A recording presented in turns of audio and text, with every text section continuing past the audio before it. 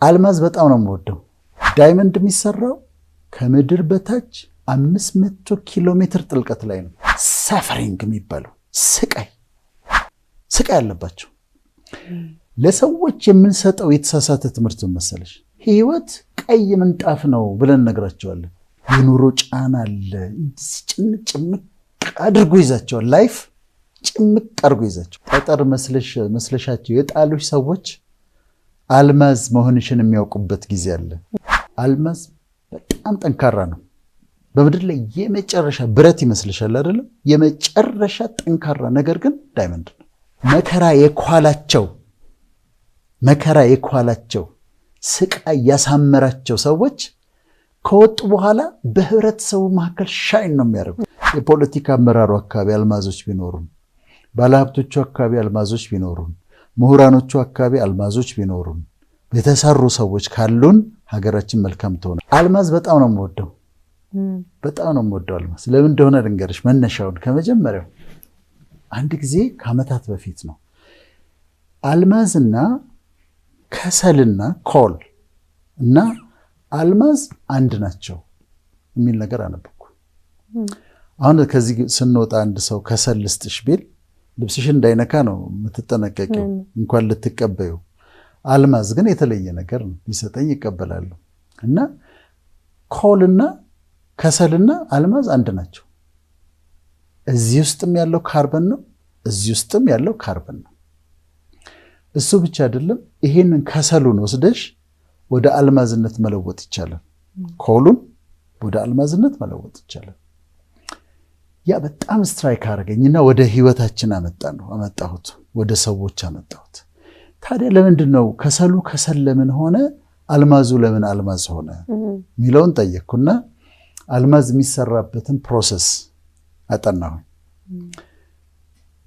4 ነገሮች ይፈልጋል አልማዝ ለመሰራት። አንደኛ ከሰል የሚሰራው ከመሬት ስር ቅርብ ነው። ቆፈር አድርገሽ ታገኘዋለሽ። ዳይመንድ የሚሰራው ከምድር በታች 500 ኪሎ ሜትር ጥልቀት ላይ ነው። ከዚህ እስከ ሐረር፣ ከዚህ እስከ ጎንደር ምናምን ብለሽ ገምጪው ጥልቀቱን። ታች ነው የሚሰራው። ሁለተኛ አልማዝ ለመሆን የሚሰራበት ቴምፕሬቸር 1200 ዲግሪ ሴንቲግሬድ ነው። ሶስተኛ ምን ይፈልጋል? ፕሬሸር ይፈልጋል። ከፍተኛ ፕሬሸር እንዲጨምቅ መደረግ ይፈልጋል።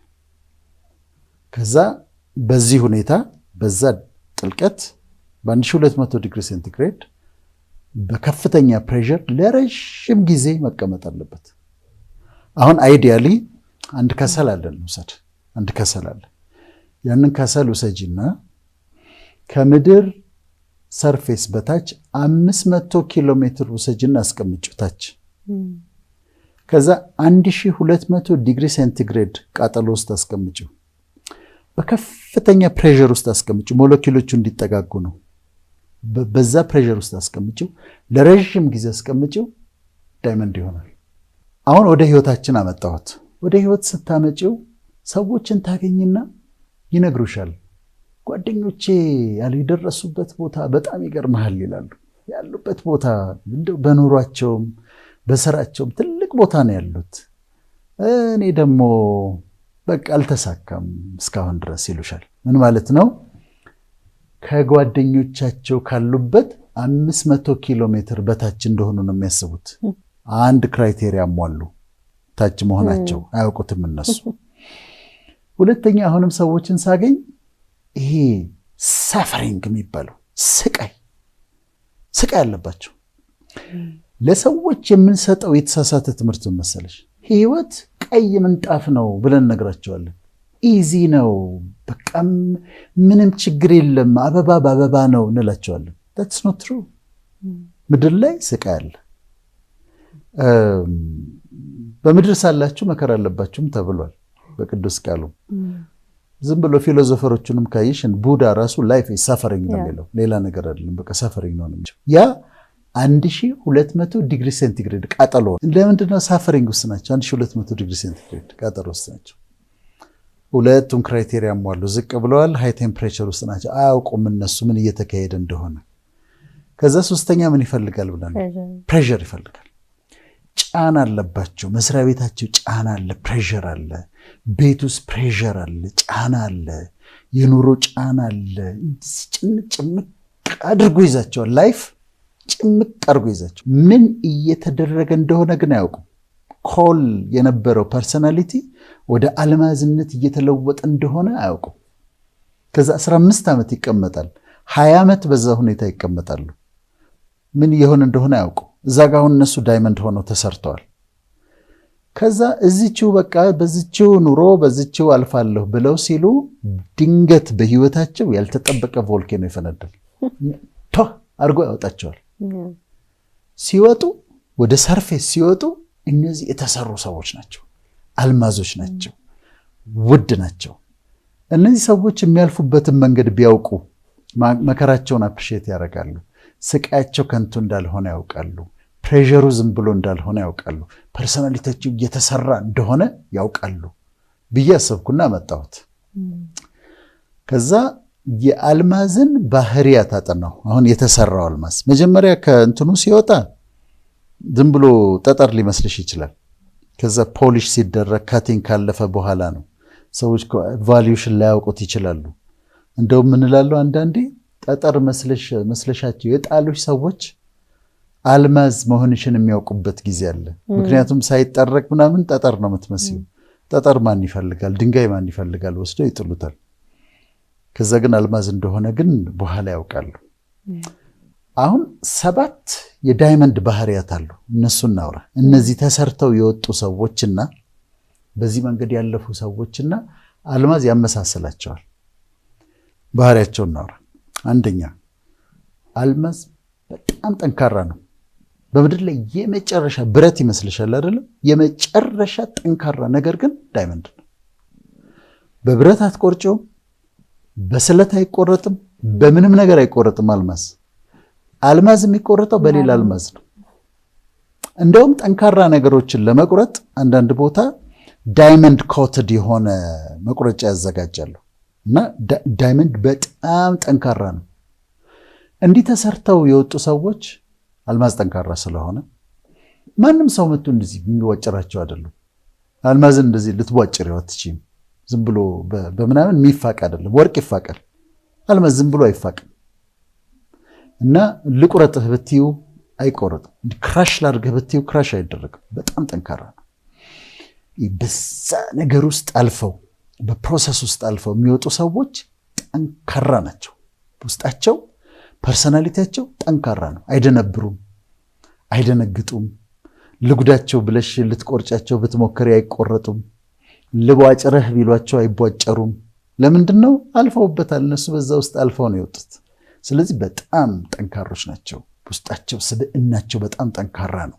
ሁለተኛው የአልማዝ ባህሪ ያስገረመኝ ጠንካራ አሲድ ውሰጂና ወርቅ ላይ ያፈሽበት ከጥቅም ውጭ ነው የሚሆነው። ጠንካራ አሲድ ውሰጂና ሲልቨር ላይ ያፈሽበት ከጥቅም ውጭ ነው የሚሆነው። ያንን ጠንካራ አሲድ ግን ወስደሽ ዳይመንድ ላይ ያፈሽበት ምንም አይሆንም። ምንም ዳይመንዱ እንጂ ጥርግ ብሎ ከላዩ ላይ ነው አሲዱ ከላዩ ላይ ጥርግ ብሎ ይነሳና ምንም አይሆንም። ቤዚክ የሆነ ደግሞ ፍሉድ ውሰጂና ያፈሽበት ምንም አይሆንም። አስገራሚ ባህሪው ነው። እነዚህ በዚህ ሂደት ውስጥ ያለፉ ሰዎች አሁን እንዲያውቁ የምንፈልገው አሁን እያለፉ ያሉ ሰዎች አሉ። አሁን ሳፈር እያደረጉ ያሉ ሰዎች አሉ። ተሰርተው ሲወጡ ሼክ ኦፍ ነው የሚያደርገው። ያራግፈዋል፣ እንትኑን አሲዱን ያራግፈዋል። ምንም ነገር አይሆንም። ሶስተኛው የዳይመንድ ባህሪ እሳት አያቃጥለውም። ለምሳሌ አንድ ቤት ውስጥ እንትን አለ እንበል፣ ብዙ እቃዎች አሉ እና የእሳት ቃጠሎ ተነሳ። ወርቁ ጋር ሂጂ ቀልጧል፣ ብሩ ጋር ሂጂ ቀልጧል፣ ሶፋው ተቃጥሏል፣ ቲቪው ተቃጥሏል፣ ሁሉ ነገር ተቃጥሏል። ግን በአንድ ቦክስ ደግሞ ዳይመንድ አለ እንበል። ዳይመንዱ ጋር ሂጂ ምንም አይሆንም፣ አይቃጠልም። የፈለገ እሳት ቢነሳ ዳይመንድ አይቃጠልም። እነዚህ ሰዎች 500 ኪሎ ሜትር ታልፎ ዝቅ ብለው በዛ ቃጠሎ በዛ ፕሬሸር ኢንዲዩር አድርገው ተቋቁሞ የህይወት ቮልኬኖ ያወጣቸው ሰዎች እሳት ቢነሳባቸው የተለያየ አይነት እሳት ውስጥ ብትከቻቸው ይሄ ናቹራል እሳት ሳይሆን የህይወት እሳት ከዛ በኋላ ሲመጣ ስቀውበት ነው የሚያልፉት፣ አያቃጥላቸው። አራተኛ ባህሪ ዳይመንድ ወይም አልማዝ ከፍተኛ ሪፍራክቲቭ ኢንዴክስ አለው። ሪፍራክቲቭ ኢንዴክስ ማለት የተቀበለውን ብርሃን የማንጸባረቅ ችሎታ ማለት ነው፣ ሻይን የማድረግ። ስለዚህ ዳይመንድ የሆኑ ሰዎች በመከራ ውስጥ አልፈው መከራ የኳላቸው ስቃይ ያሳመራቸው ሰዎች ከወጡ በኋላ በህብረተሰቡ መካከል ሻይን ነው የሚያደርጉት፣ ያበራሉ። ጨለማ ሆኖ ምድሪቱ ላይ እነሱ ሻይን ሲያደርጉ ታያቸዋለሽ፣ ሲያበሩ ታያቸዋለሽ። ይሄ 15 ደቂቃ ፌም አይደለም፣ ብልጭ ብለው የሚጠፉ አይደሉም። አምስተኛው ባህሪው የዲስፐርሽን ፓወሩ ነው። ዲስፐርሽን ማለት ደግሞ የፀሐይ ብርሃን አለ። ፀሐይ ብርሃን ስታዩ ነጭ ነው፣ ግን ውስጡ የተለያዩ ቀለማት አሉ። ቢጫ፣ ብሉ፣ ፐርፕል፣ እንደዚህ 7 አይነት ቀለማቶች አሉት። ዳይመንድ ምንድነው ባህሪው የሚያደርገው? ቀለሙን ይቀበልና ሪፍሌክት ማድረግ ብቻ ሳይሆን ቀለሙን ወደ 7 ብርሃኑን ወደ 7 ይሰነጠጥቀዋል። 7 አይነት ላይት ያወጣዋል። ሪፍሌክት ሲያደርገው ቀዩን፣ ብሉን፣ ግሪኑን፣ የሎውን ምኑ እንደዚህ 7 አድርጎ ያወጣልሻል። ስለዚህ ምን ይሰራል ማለት ነው? ሬንቦ ይሰራል፣ ቀስተ ደመና ይሰራል። እና እንደዚህ የሚያምር ብርሃኑን አንጸባርቆ ከዛ የቀስተ ደመና ያወጣልሻል። ዲስፐርሽን ፓወር ነው የሚባለው። አንዱን ላይት መበታተን ይችላል ማለት ነው። እነዚህ አልማዝ ሆነው የተሰሩ ሰዎች ስታያቸው ፍቅር አግኝተሻቸው አያውሩሽ። ዝም ብለሽ እንደዚህ ያቸው ትጽናኛለሽ። ቀስተ ደመና መጽናናት አይደል? ኮምፈርት አይደል? ቃል ኪዳን አይደል? ዝም ብለሽ እንዲያይተሻቸው ትጽናኛለሽ። አጭር ምክር ከመከሩሽ፣ በጣም አጭር ምክር አይዞሽ ፍቅር ካሉሽ እንኳን ትጽናኛለሽ። እና ሰው እያያቸው ይጽናናል፣ እያያቸው ተስፋ ያገኛል፣ ቃል ኪዳን ይታየዋል፣ ሬንቦ ይታየዋል። ስድስተኛው የአልማዝ ባህሪ ከምንም ነገር በላይ ፒውር ነው። ፒውሪቲ ያለው። አሁን የወርቅ ብዙ ውስጡ ቆሻሻዎች አሉ አይደል? ፕሮሰስ ተደርጎ ነው። ዳይመንድ ውስጥ አለ ከተባለ ቆሻሻ ናይትሮጅን አለ። ከዛ ውጭ ፒውር ነው። እነዚህ በመከራ ያለፉ ሰዎች፣ አልማዝ ሆነው የተሰሩ ሰዎች የቂም ቆሻሻ አታገኝባቸውም። ይቅር ያለ ማለት ቆሻሻ አታገኝባቸውም። የዘረኝነት ቆሻሻ አታገኝ፣ ክፋት፣ ተንኮል፣ ምቀኝነት የሚባሉ ቆሻሻዎች አታገኝባቸውም። ፒውር ናቸው፣ ንጹህ ናቸው። ውስጣቸው፣ ልባቸው ንጹህ ነው። ያ ደግሞ እጅግ የከበረ ነው። 7ኛው የዳይመንድ ባህሪ ውድ ነው፣ በጣም ውድ ነው። አልማዝ የሚሸጥበት 4 ሲ የሚባሉ አሉ። ምን መሰለሽ? ካራት ያለው አልማዝ ካራት ልክ እንደ ወርቅ ካራት አለው አልማዝም።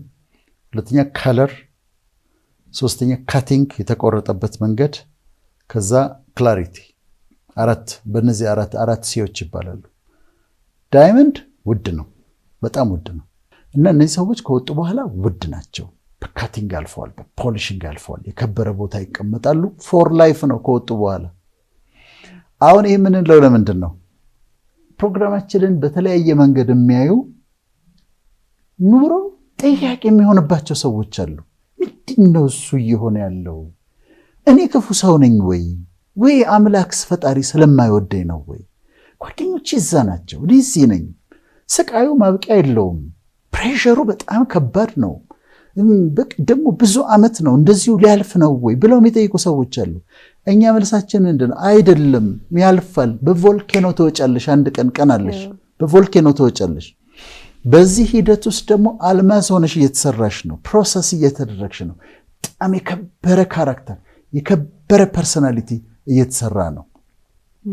ስለዚህ ኢንዲዩር አድርጉት። አቋራጭ እንደውም መንገድ አትፈልጉ። በዛ ውስጥ እለፉና አልማዝ ሆናችሁ ትወጣላችሁ። አሁን ባልነው ፕሮሰስ አልፈው ብዙ ተምረው ህይወት አስተምራቸው፣ ህይወት አሰልጠናቸው፣ በመከራ ተኩለው በስቃይ ተውበው የወጡ ሰዎች ካሉን ሀብታም ነን። እኛ የሰው ሀብታም ነን። የፖለቲካ አመራሩ አካባቢ አልማዞች ቢኖሩን፣ ባለሀብቶቹ አካባቢ አልማዞች ቢኖሩን፣ ምሁራኖቹ አካባቢ አልማዞች ቢኖሩን፣ የተሰሩ ሰዎች ካሉን ሀገራችን መልካም ትሆናለች። ምክንያቱም ፐርሶናሊቲያቸው ትልቅ ነው፣ ፒውር ናቸው፣ የራሳቸው የማይገባ ሞቲቭ የላቸውም። እና የሀገር ሀብት ናቸው ማለት ነው።